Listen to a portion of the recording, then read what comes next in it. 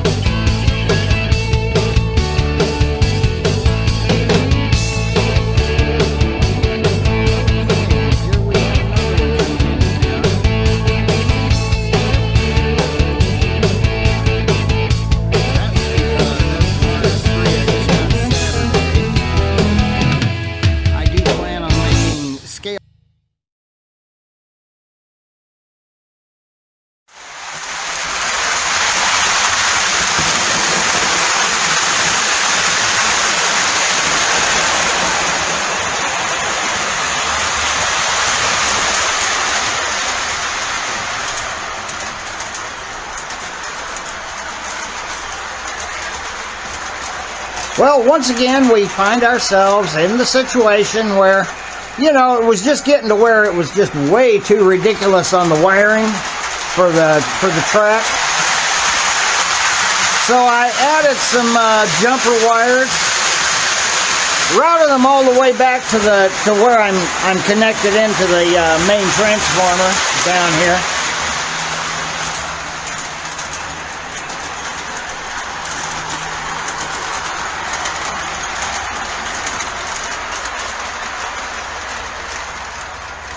I'm planning on doing, and I might even do a little bit of the work to that bridge to make it a little bit snazzier before this video ends.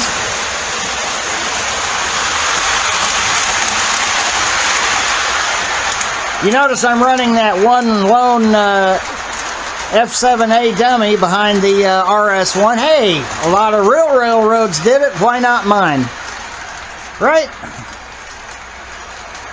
I'm still having some slowdown right along that one section just beyond the bridge. There's a little slowdown on the bridge. So I'm going to have to get those wired in. The bridge is basically already wired in. It has been for a while. It has been from the beginning because I'm running Gargrave's track through the bridge. And as you can see, it's still picking up power through the bridge. It's just getting a little bit less because of the distance.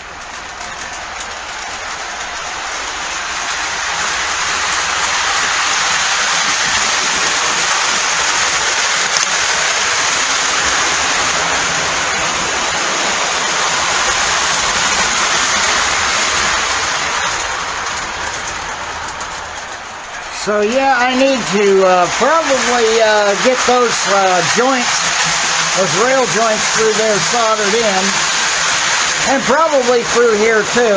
Then I'll be able to run the train at much slower speeds and it'll probably stay kind of level,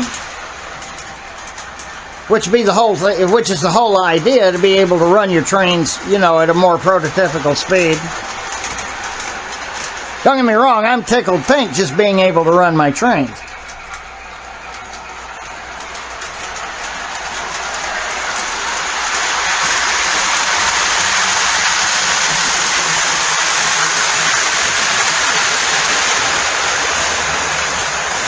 I'm tickled pink that I was able to get those F units, especially that I got them as cheap as I did. I guess I did a little research on them, looked up the F7As, and I didn't see any priced at more than about $199. And that was on eBay or Evil Bay. So when you take that into consideration,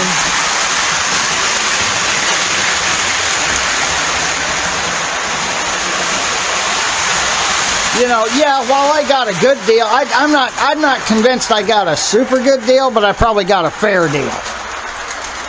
And considering the condition that those F units are in, yeah, it's an excellent deal that way, because I got they were just like brand new.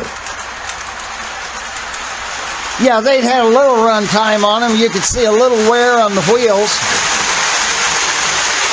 but it certainly wasn't anything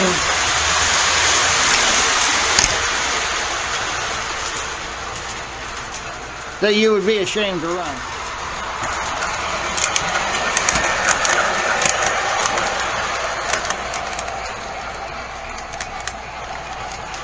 Yeah, I think I need to solder these joints together through here. That'll create a much more solid connection.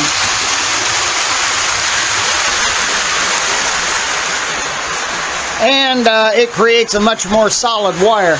So even if you have, you know, joints in between, if you solder them together, it makes it a solid connection.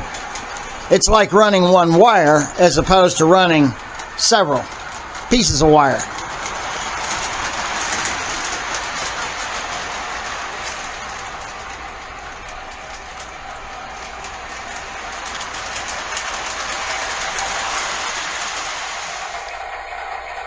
So looking into it, I figure it this way. I mean, I'm getting a lot better connection, or a lot better control at the control box as a result of how I've got it set up. So I know I'm getting closer and closer to having a very controllable piece of track there. And it should just basically make it work. As I said, and if you look closely at my bridge, which that's not the neatest work in the world, yeah, I agree. On both ends, I've got it actually wired in and hardwired to the main line there. But I've only got it soldered at the joints on the you know, going that direction. And then of course, you can of course run jump wires between a joint here and there to make sure you've got expansion joints, so that, you know, you don't run into a problem of not having expansion. But right here, right along here, I need to get these joints soldered in together, and then of course set up an expansion joint or two along the way. And really all the way back around, because that part of the main line where the train is sitting now is not even remotely soldered in, except where my main connection is right here. And that's the part going right directly to the power supply.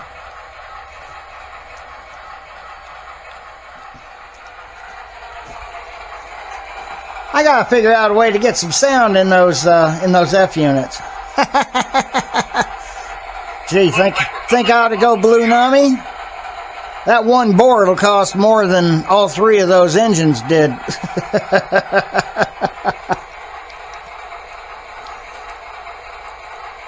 Anyway, until next time, happy railroading.